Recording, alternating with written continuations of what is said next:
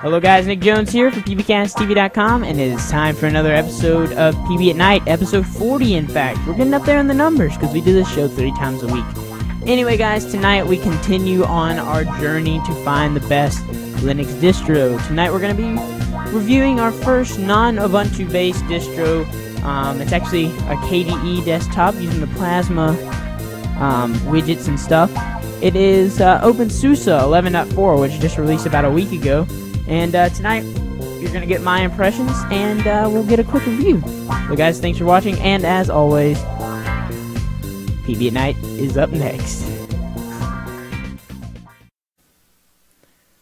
Hello and welcome into PB at Night. This is episode 40 for Thursday, March 24th, 2011. I'm your host, Nick Jones. Thanks for joining us. First PB at Night by myself here in the studio. I think this is going to be the last week that we can say first episode in the studio, because from now on we will be in the studio, and it's pretty awesome. Lady Bryn, I can't remember what I put the Skype name on this computer, but you can add, mine is that Nick Jones, or you can add pbcasttv studio if you ever want to call into the show, is the Skype address. Talking to Smoothie early in the chat room, we've got some big news coming up, and you know, you might want to add us on pbcasttv studio on Skype in case we ever need call-ins or do a call-in session or something like that, because that's always fun to do. And yeah, we do PB at Night at 7 p.m. Central Standard Time, Central Daylight Savings Time. I think that's the proper way to say it now. Live.pbcasttv.com. You can check out, once I fix it, pbcasttv.com/calendar, because well, Smoothie didn't actually bring this to my attention, but Smoothie was talking about the calendar, and I went and looked at it, and the times are actually wrong. So if you've been showing up an hour early for PB at Night and thinking that we never do the show, I'm sorry. I know most of you have, know when we go live. But anyway, I kind of took the night off on Tuesday for a couple reasons. Every once in a while, every month, about every month, I like to take one of the 3 nights off that we do on PB at Night to spend time with my family, and we used to go out to eat or something. Like last night we went to Dairy Queen, so that's always fun. No, Carlo, this is not what we were talking about. This is, what am I thinking? This has been premeditated for a while. So, anyway, tonight on PB at Night we're going to be talking about our next review in our Linux distro, our Look into Linux series, I guess you could call it.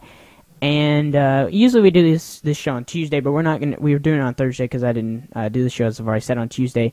But tonight we're going to be looking at OpenSUSE.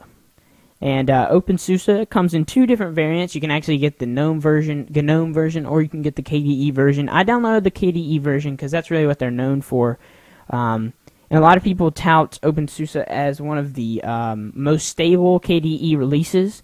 It ships with KDE 4.0, or 4. something. It's version 4. something, which is the latest version of KDE, and pretty cool. So they call their tagline is Linux for Open Minds. You can find them opensuse.org.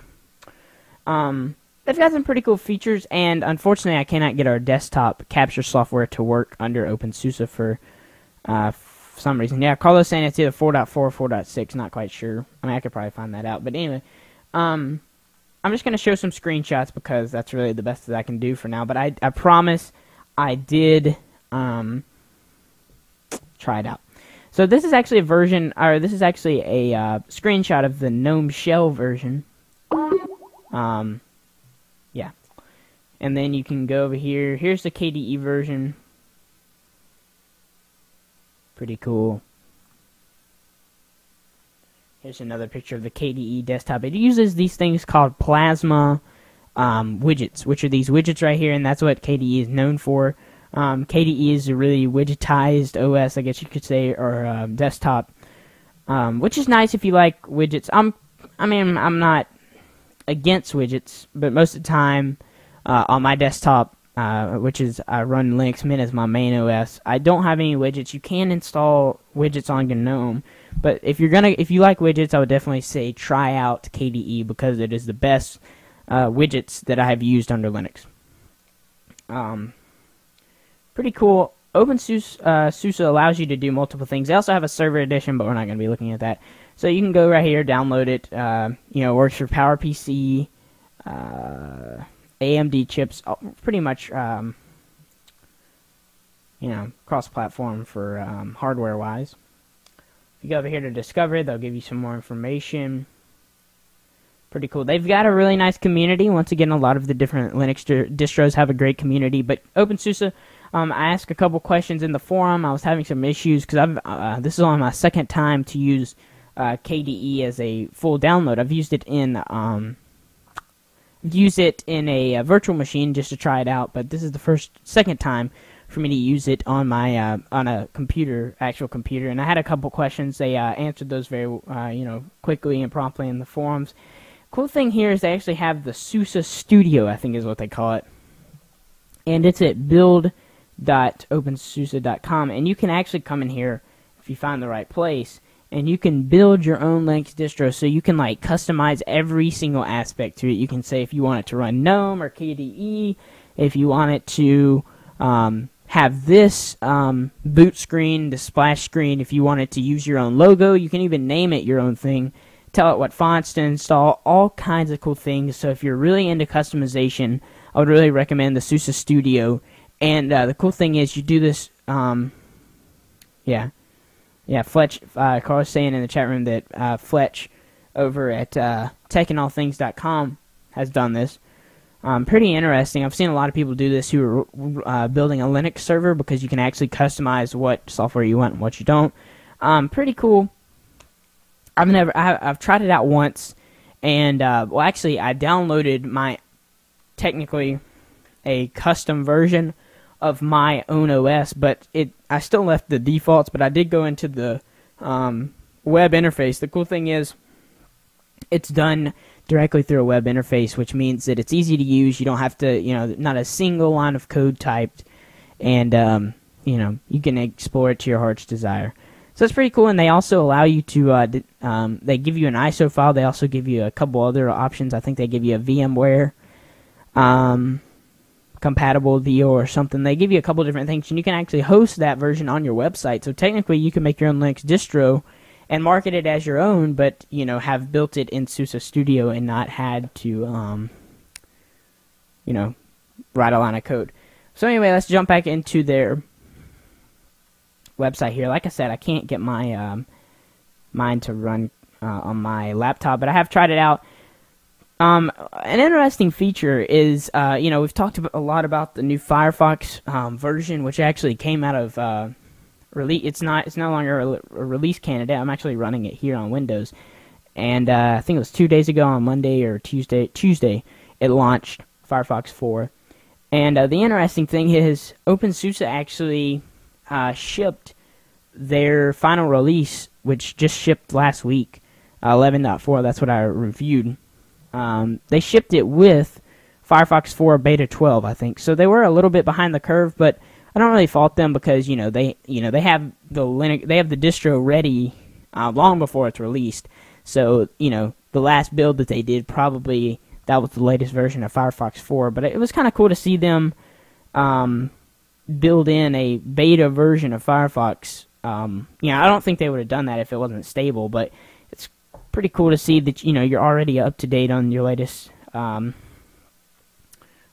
version. Now, they're still not shipping with LibreOffice, I don't think. Oh no, they are shipping with LibreOffice, so you can actually use LibreOffice here. LibreOffice didn't change their UI very much, or not their UI. They didn't change very much from OpenOffice. But yeah, it actually comes pre-installed with LibreOffice, which the last version of Ubuntu didn't. Linux Mint still does not come with LibreOffice, and maybe in the next release I'm sure they'll include that. Pretty cool. It does not come with Glibber or any Twitter client. Linux Mint doesn't either, but that's one of Ubuntu's key features, is it comes with their social panel or something. I forget what they call it. But that's pretty cool. Also, it comes pretty much stock with one desktop folder, which is a Plasma widget that you can store everything in. have to say I'm not too fond of the of their theme here. I don't think this is actually the, I guess it is. I mean, it's alright, but honestly, pretty much what you're going to hear me say throughout this review is the OS, I haven't had any problems at all. There's no bugs at all. The only thing I've ran into that's not compatible is Wine. I've been trying to install Wine because our desktop presenter software, which is a great piece of software, but it only runs on Windows or Mac. But most of the time I can emulate it inside of Linux and make it look, fine. But I couldn't get the piece of software that I normally use. And anyway, I would have to say one of the good things I like about OpenSUSE is you don't have to add any repositories or anything to download. It's more like Windows and Mac, where you simply download a file, you right-click, or you do whatever, and you say install, and it's installed.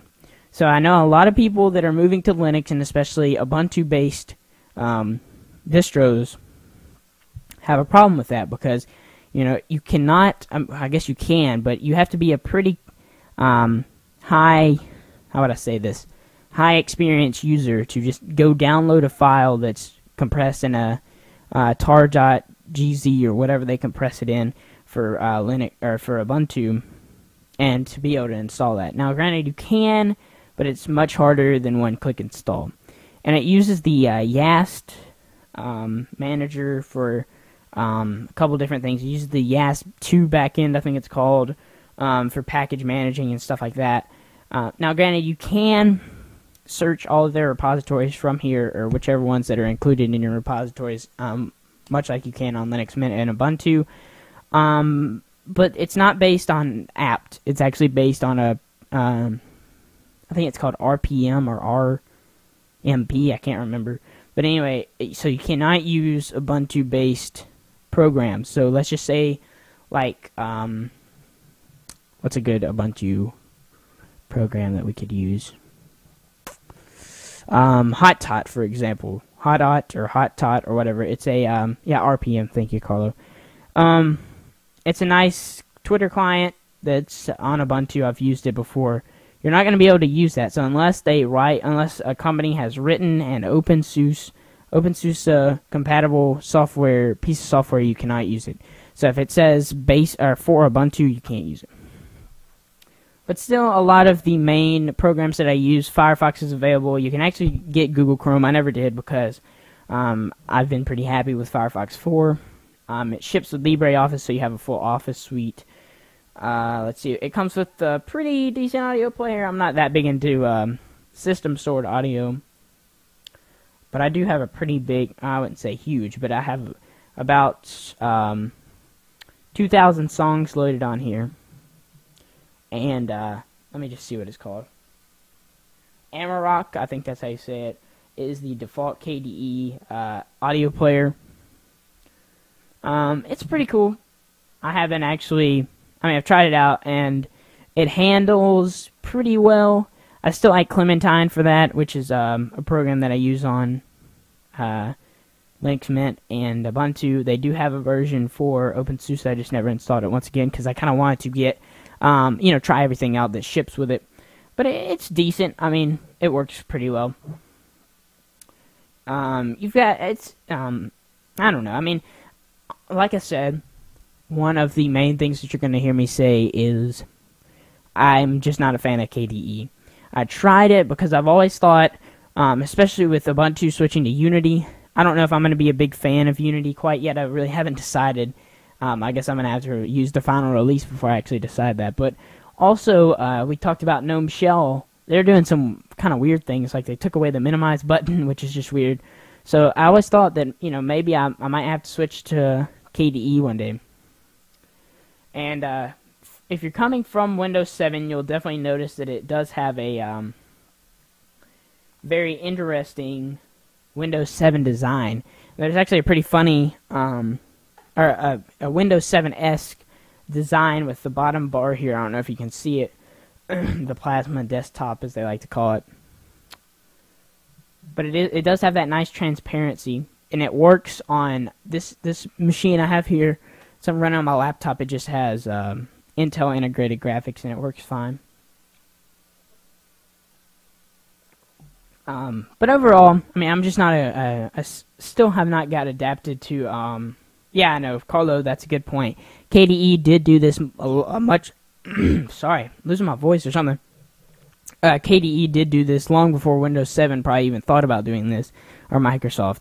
So yeah, but there is an interesting video out on the web, well, where right before Windows 7 launched, the guys over at ZDNet Australia or something like that went out into a public place like a mall or something, and they put a KDE 3.6 or something desktop up there and told people it was the new Windows 7, and everybody loved it. They showed them Amarok and stuff.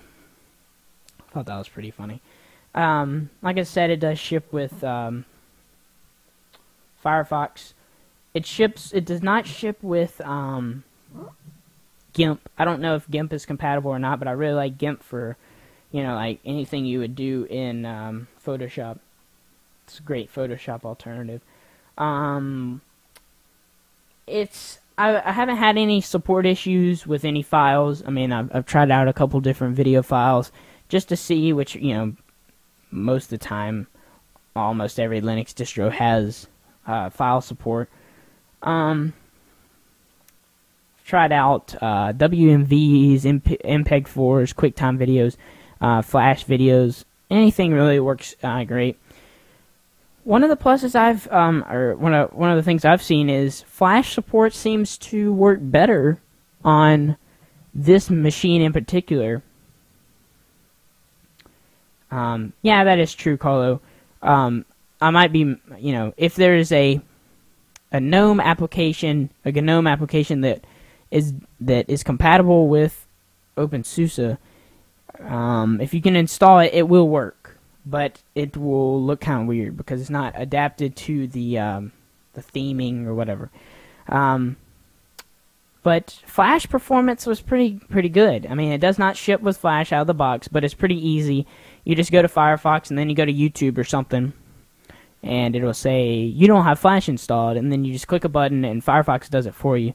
That's one of the cool things about Linux is Firefox builds in like their plugins and stuff, but then they work system wide, so you can always use that. So that's pretty cool. Overall, OpenSUSE, it's a viable alternative to GNOME. I would say it's probably, other than Fedora, but honestly, I'm not a big fan of Fedora at all. If you want to try out KDE, OpenSUSE is probably one of the best looking, most usable KDE distros. Now, granted, there's not much difference in Fedora and OpenSUSE except for, you know, the file management and things like that. But from an aesthetic feel, they probably look pretty close to the same. I'm really a big fan of the OpenSUSE Studio. That's pretty cool. I'm gonna have to admit. Now, like I said, they do have a GNOME version, so if you do like GNOME Shell, you can use it. I didn't try it because I wanted to try out KDE, but anyway, pretty cool. Overall, decent experience. Whoops, wrong shot. Decent experience for me, but I'm more of an Ubuntu guy, or Ubuntu-based distro. No, Smooth, I'm not going to go with a 1 out of 10. I'm going to go, I thought about this. I think I'm going to go a 6.5 out of 10. And, if I would have tried the GNOME version, I would probably say that it was probably going to be an 8 out of 10. Because some of the key features, Flash worked great for me. Full support for audio and video codecs that I could find. I mean, I never broke the player, never did anything. Performance is pretty good. KDE seemed to drain my battery life a little bit more, which I only get about 3 or 4 hours on this machine at best. And I was usually only getting about 2.5. So it's kind of a system drainer, if you ask me, compared to GNOME. But other than that, pretty cool. 6.5 out of 10. That's what I'm going to go with. But, yeah, it's really just because I don't like KDE, honestly.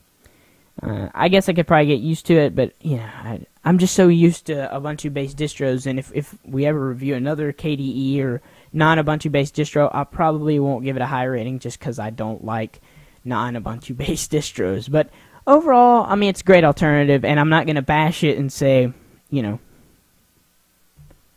know, yep.